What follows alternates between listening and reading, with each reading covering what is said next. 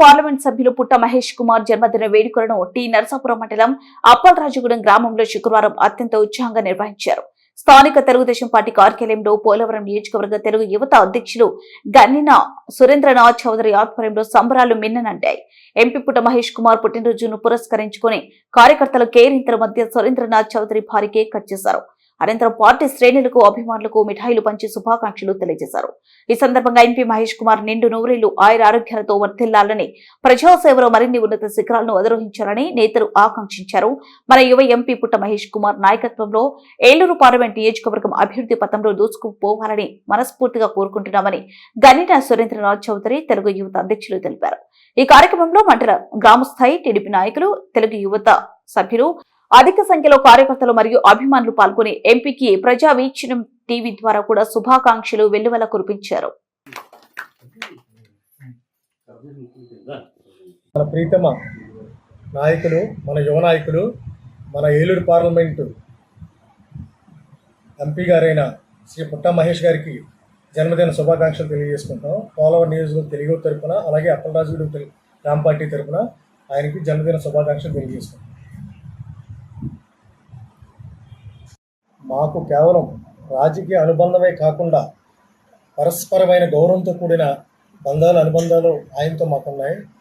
ఆయన ముఖ్యంగా ఉన్నతమైన విద్యావంతుడు, అలాగే ప్రజలకి ఏదో సేవ చేద్దామని ముఖ్య ఆశయంతో ఆయన ముందుకు వెళ్తూ ఉన్నారు. మేము ఫస్ట్లో ఆయనకి ఎంపీ టికెట్ ఇచ్చినప్పుడు అనుకున్నాం, నేను ఒక్కనే కాదు, చాలామంది కూడా ఒకటే అనుకున్నారు. ఎక్కడో రాయలసీమ నుంచి వచ్చాడు, వ్యాపారం చేసుకుంటాడు, ప్రజలకు అందుబాటులో ఉండడం అని మేము చాలా ఇబ్బందికరమైన వాతావరణం ఫేస్ చేసాం. కానీ మేము ఈ 2 సంవత్సరాల నుంచి ఆయనతో చేసిన కలిసి ప్రయాణం వల్ల మా గ్రామం అభివృద్ధి చెందింది. అలాగే మాకు మొన్న కూడా ఎంపీ గ్రాంట్ నుంచి ఒక 50 లక్షలు సీసీ రోడ్ల నిర్మాణం కొరకు చేయడం జరిగింది.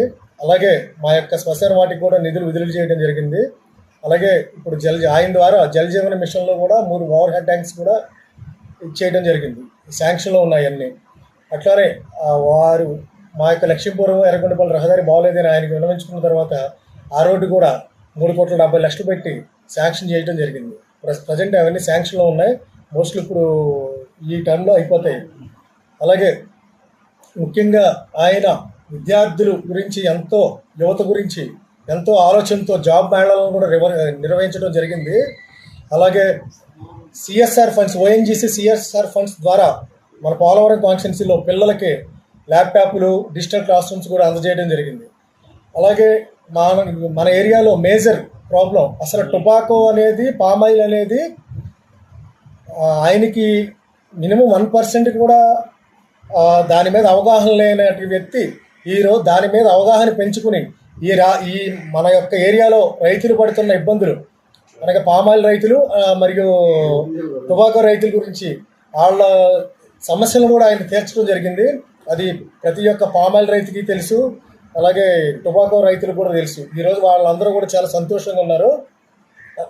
అలాగే ప్రతి గ్రామంలో ఉన్న శ్మశాన వాటికి అందరికీ కూడా ఎంపీ ల్యాండ్స్ నుంచి నిధులు మంజూరు చేయడం కూడా జరిగింది.